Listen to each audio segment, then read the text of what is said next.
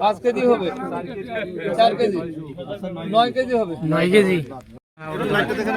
ওই দুটো উপরে রাখো না, সেইটা লাইটে দাও তো দিগুলো ছুটে দে মালে বস্তারে